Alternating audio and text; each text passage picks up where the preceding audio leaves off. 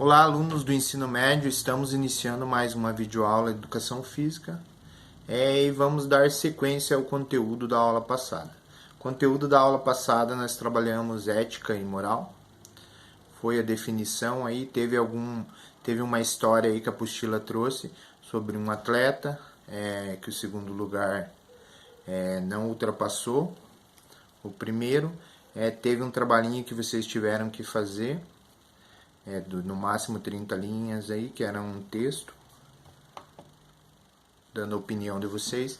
E assim, só falando da entrega do trabalho para vocês. Então assim, vale nota e conta com a presença de vocês essa semana aí da aula de Educação Física. Como é uma aula semanal, eu fiz bastante trabalho já. Vocês já tem 5 ou 6 trabalhos aí para mim lançar a nota livre de vocês. E em cima desses conteúdos que nós estamos trabalhando na aula aí, eu vou tirar as questões para avaliação 2. Então é bem importante vocês acompanhar, anotar, porque depois vocês têm onde procurar, tá? Da segunda série desse último trabalho que foi o texto aí da ética e moral, bem poucos alunos entregaram. Então tem que se preocupar mais, pessoal, porque vocês vão ficar sem nota. Vai somando os trabalhinhos aí, quando vê, vocês não tem média na disciplina. A terceira e a primeira série aí, tranquilo. Estão entregando todos os trabalhos aí, se conscientizaram que tem que entregar os trabalhos. Então hoje nós vamos trabalhar o fair play, tá? Na linguagem brasileira é jogo limpo, tá? É mais usado no esporte. Claro que no dia a dia, no cotidiano, na política, isso pode ser usado. Numa fila aí de banco você pode usar, com os mais velhos você pode usar. Então tem várias situações aí que você pode usar o fair play. Então eu vou falar um pouquinho da história aqui. Nessa aula vocês não vão precisar fazer nenhum trabalho, tá? Como vocês têm bastante trabalhinho aí acumulado, o professor vai dar uma folga nessa semana para vocês, tá? Nas próximas semanas aí nós vamos trabalhar alguns jogos aí que está sendo aplicado aí quinto, sexto, sétimo, oitavo e nono para vocês fazerem atividade física em casa. Então o foco vai ser os joguinhos aí para vocês praticarem atividade física. Beleza? Então vamos começar aqui. Os esportes e o fair play. A ideia de fair play foi divulgada inicialmente pelo barão Pierre de Coubertin, considerado o pai dos Jogos Olímpicos da era moderna, justamente por representar o verdadeiro espírito esportivo, a essência de qualquer esporte. Diante disso, pode-se pensar que o fair play, também conhecido como jogo limpo e sem trapaças, é o ideal para os atletas praticantes dos esportes. Sim, isso é verdade, mas o conceito vai muito além. Então, o fair play pode ser definido como um conjunto de princípios éticos que orientam a prática esportiva não só do atleta, como dos treinadores, dirigentes, espectadores e demais envolvidos no espetáculo esportivo. Então, quando um jogador pratica o jogo limpo dentro de campo, ele está dando exemplo aí para quem está assistindo, para quem está lá no estádio, para as crianças. Como é bem assistido aí o futebol ou qualquer outro esporte aí, tem milhões e milhões de telespectadores aí. Quando o cara pratica um jogo limpo aí, está dando exemplo. Então tem uma situação aqui de jogo, que até essa situação de jogo que tem na apostila aqui, o professor conseguiu achar lá no vídeo. Então vocês vão ver lá no vídeo de futebol, que essa situação que o professor vai descrever aqui tem lá, tá? É de um jogo. Então na Alemanha o jogador Werder Bremer dá exemplo de jogo limpo. Depois do passe, depois dessa o passe de Aaron Hunt, o Werder Bremer deveria ser valorizado. O meia foi o grande destaque da rodada da Bundesliga. Porém não por algum gol marcado, drible ou jogada de efeito. Foi destaque por ter seguido o jogo limpo. O lance aconteceu na partida contra o Nuremberg, fora de casa, aos 30 minutos do segundo tempo. Aaron Hunt invadiu a área, caiu e o juiz marcou o pênalti em seu favor. De imediato, Hunt foi até o árbitro e o fez voltar atrás, dizendo que não havia sido nada, que ele tinha caído sozinho. Javier Pinola, que supostamente teria cometido a falta, se surpreendeu e agradeceu a atitude do companheiro. Após o jogo, em entrevista à Sky, Hunt explicou o lance. Eu estava buscando aquele contato e queria o pênalti. Foi puro instinto, mas foi errado. Tive que pensar sobre isso. Mas nós não queremos vencer uma partida desse jeito, disse. Em tempos de jogadores caicai, a atitude de Hunt merecia ser comemorada, como um gol. Sua equipe, o Werder Bremen, venceu a partida por 2-0. Então, claro que dá para você pensar na atitude, né? Porque a partida já estava 2-0. Seria o 3-0. Então, será que ele faria isso se tivesse 2-0 contra o time dele? É um lance para se pensar, né? Mas ele fez a atitude ali.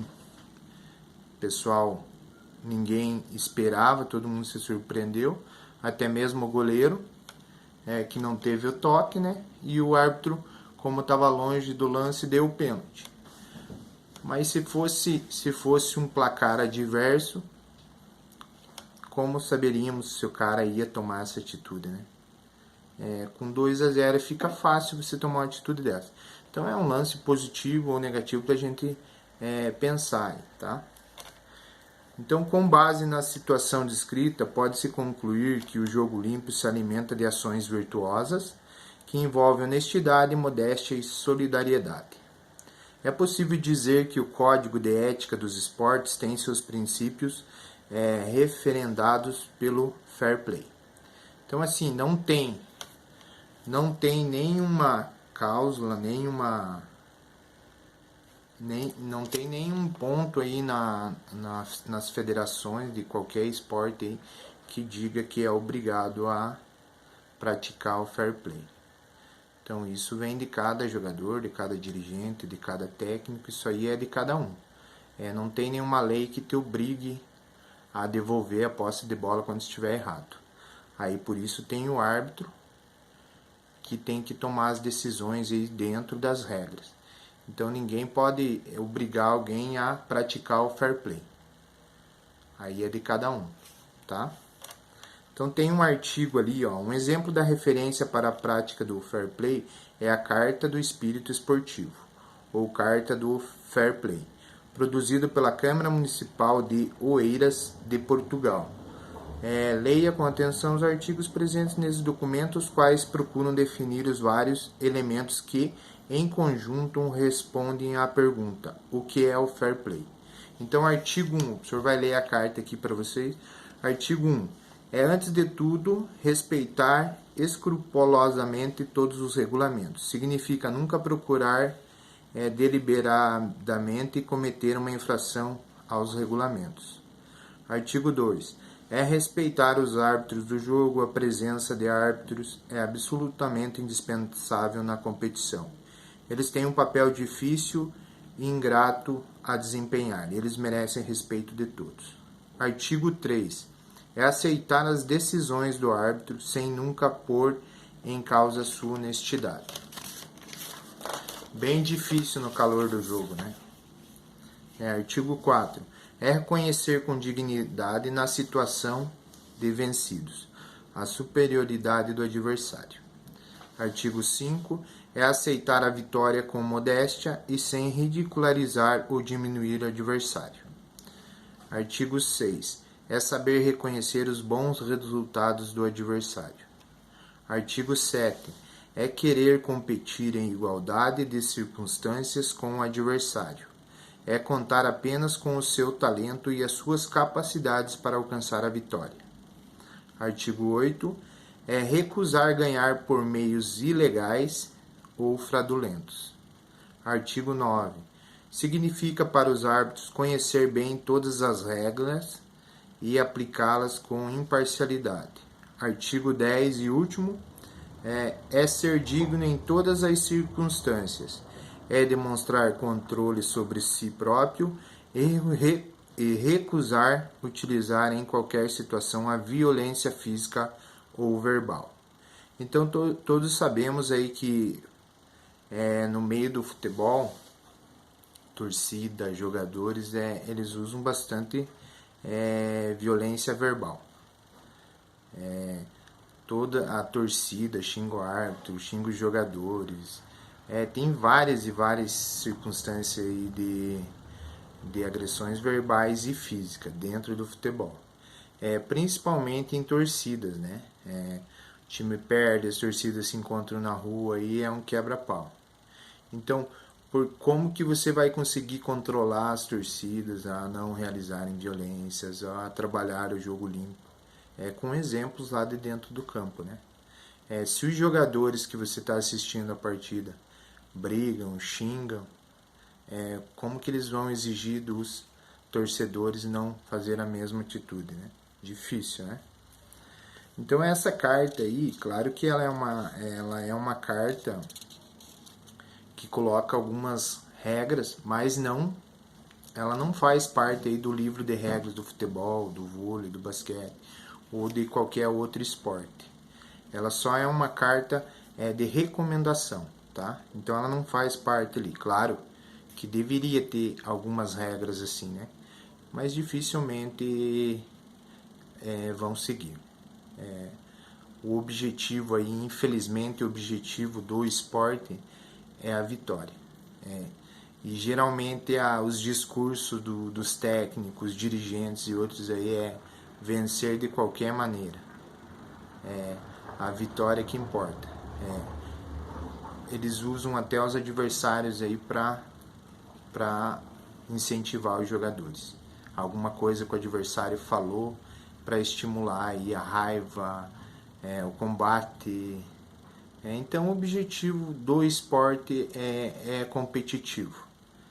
Por isso que na escola tem que trabalhar socialização, integração e cooperação e bastante jogos lúdicos aí, incentivando a prática desportiva, não a vitória.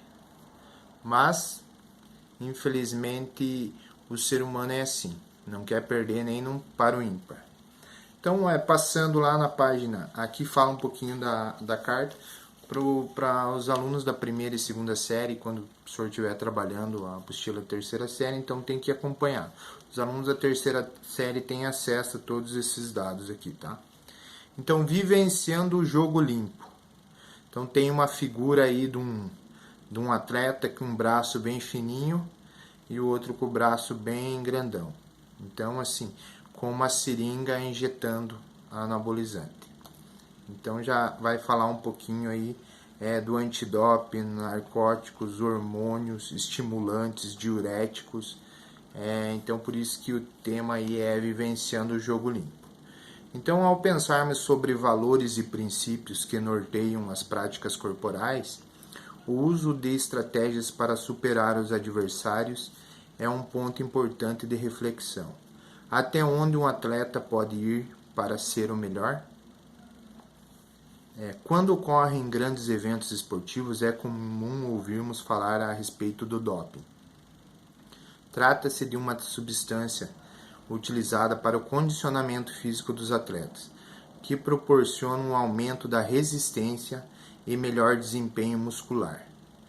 Fatores que trazem algumas vantagens competitivas. A World Anti-Doping Agency é a entidade que monitora a aplicação do Código Mundial Antidoping, documento que apresenta as políticas a respeito do doping para todos os esportes e países. O objetivo da World é desenvolver políticas, procedimentos e práticas que reflitam justiça, integridade e igualdade, sempre de forma imparcial. Então tem aqui, observe a seguir alguns tipos de substâncias utilizadas. Então o professor vai falar das substâncias aqui que não podem ser utilizadas de maneira nenhuma. Se você, no final da partida, sempre é sorteado alguns jogadores para fazer o antidoping. Se pego, o time é punido e o jogador é afastado. Aí depende da substância que ele usar. Aí tem uma pena, tá? Então, diuréticos. Muito utilizado por atletas que devem ser pesados para que possam definir sua categoria. No exame antidoping pode ser usado para mascarar outras substâncias. Então, diurético aí geralmente o cara não consegue bater o peso. Geralmente isso acontece no MMA e no UFC, tá? O cara tem que bater, ele usa diurético. Narcóticos. Aliviam e retraem a sensação de dor e cansaço, mas não melhoram o desempenho físico. Hormônios, peptídeos e análogos. Aumentam a potência muscular. Estimulantes. Aumenta a capacidade física e o estado de alerta. Agentes anabolizantes. Esses são usados bastante em academia, tá? Para crescer rápido e para ficar musculoso. São substâncias que reduzem o tempo de recuperação dos atletas.